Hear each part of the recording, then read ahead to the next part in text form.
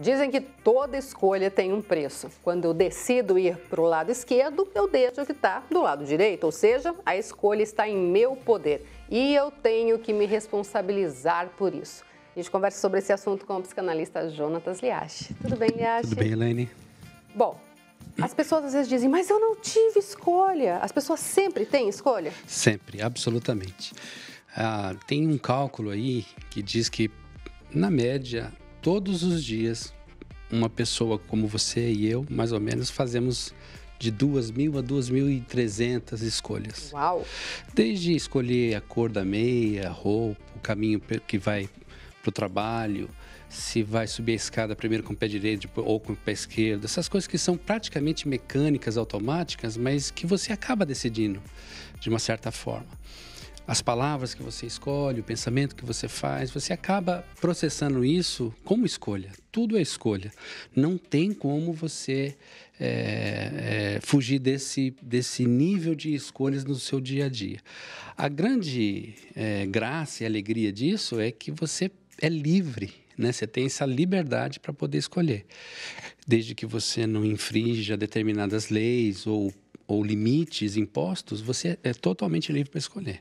A questão que você falou é muito interessante esse seu exemplo no começo, porque o que nós vivemos hoje é a angústia de talvez termos feito escolhas erradas, ou então lá na frente descobrirmos que aquela escolha realmente foi errada.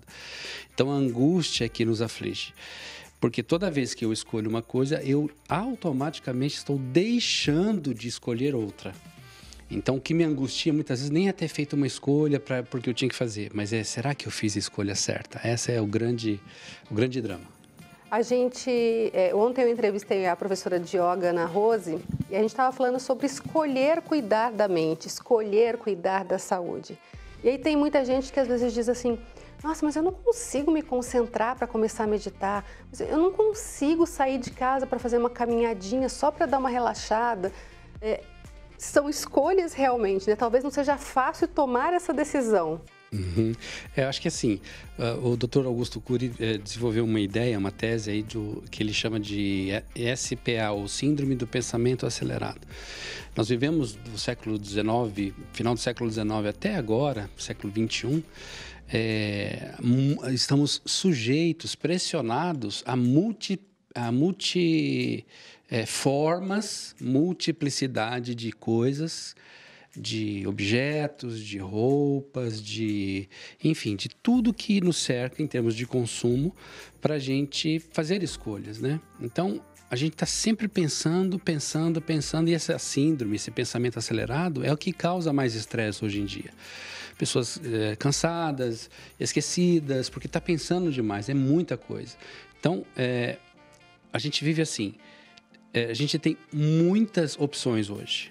Então, se você fosse comprar um carro nos anos 70, você teria 3 ou 4 opções de cores. E 1 ou 2 opcionais para você mexer dentro do carro. Hoje não, hoje você compra pela internet e você tem lá de 1.000 a 1.200 opções para você montar o seu carro. Monte o seu carro. Interessante que ela fala, põe o seu carro na cesta. Uhum. Então, você põe um carro na cesta do seu jeito. Mas depois de você gastar horas, e feliz, estudar, pesquisar os opcionais, precisa, não precisa, tal, fecha a compra, aí vem aquela sensação, mas eu estou deixando alguma coisa para trás. Então, assim, a gente está vivendo num mundo que tem muitas opções, mas poucos modelos. É um antagonismo, né? Porque eu tenho tantas opções, tantas escolhas, tantas possibilidades para escolher, mas eu tenho poucos modelos de referência. Não há muitas referências, não há muitos... Não vivemos num mundo onde, por exemplo, não há absolutos. A relativização de conceitos absolutos nos deixa inseguros. Por exemplo, Deus, por exemplo, a hierarquia, a responsabilidade, conceito da família, como sempre foi até o século XIX e XX.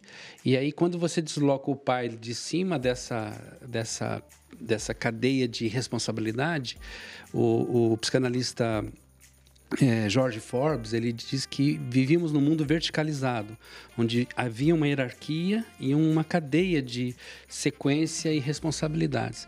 Mas hoje a gente vive num mundo horizontalizado, então não há muitas referências de liderança, de conceitos acima e superiores, absolutos, valores absolutos. Então hoje se relativiza tudo. Até a verdade é relativizada, né? Depende muito do ponto de vista de quem está vendo. Isso tudo nos deixa inseguros diante das multiplicidades que já estão aí.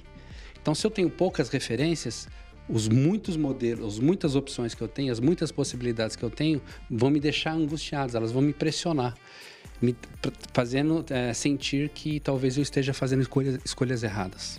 A gente pode dizer que para que uma pessoa escolha bem, ela precisa olhar para ela e pensar, porque muitas vezes as pessoas acabam fazendo escolhas porque alguém sugeriu, porque o pai mandou, porque a esposa quer, porque o filho não para de pedir. Então seria legal, de repente, antes de uma escolha dessas mais sérias na vida, claro, parar um pouquinho e olhar para si o que eu quero. Para talvez depois não ficar com esse receio de será que escolhi corretamente. É uma ótima maneira de fazer escolhas. Eu acho que você está dando não uma dica, está dando uma boa linha de referência.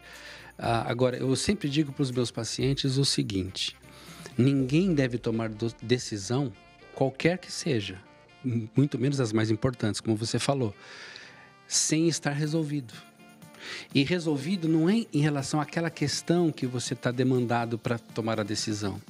Eu tenho que estar resolvido comigo mesmo, para que eu me sinta bem comigo mesmo e tome qualquer decisão. Ainda que a decisão que eu vá tomar seja aquela mais difícil, aquela mais dolorosa. Que não vai agradar todo mundo. Não vai agradar todo mundo, ou vai trazer muito desgaste para mim. Mas eu estando resolvido, essa decisão vai ficar firme, eu não volto atrás. Eu estou resolvido, eu avanço em cima dela. Se eu não estiver resolvido, eu posso tomar a decisão mais fácil. Mas talvez naquele momento era a decisão mais difícil que precisava ser tomada.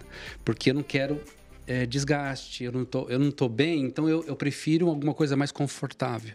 É melhor eu não ter embate e tomar uma decisão em cima de coisas mais amenas, menos desgastantes, do que eu ter que lutar e me esforçar para fazer aquela decisão valer. Agora, se eu tiver resolvido, tanto para uma quanto para outra, eu vou estar bem preparado e vou conduzir bem isso. Agora, para a gente já ir fechando a nossa conversa, a gente dá para dizer que nessa época de pandemia, as pessoas, não é lei, claro, cada um sabe o que é melhor para si, mas as pessoas precisam, de alguma forma, tomar medidas, fazer escolhas para o próprio bem, ou seja, escolher manter a cabeça boa, escolher cuidar do corpo, escolher cuidar da família, escolher cuidar da mente, dos pensamentos. Eu acho que você tocou num ponto muito importante, Elaine. O mundo não será mais o mesmo. Quando voltarmos, vamos voltarmos a uma nova normalidade. Vamos criar um novo conceito de normalidade. Já dentro desse ambiente de confinamento, nós estamos muito desgastados.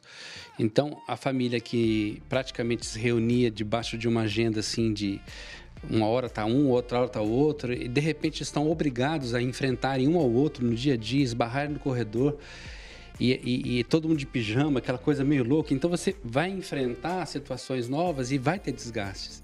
Então, realmente cresceu aí, eu vi uma estatística, cresceu a violência dentro de casa. Mas não porque as pessoas são violentas, mas porque não estão habituadas aos enfrentamentos. Então, muitas escolhas têm que ser feitas.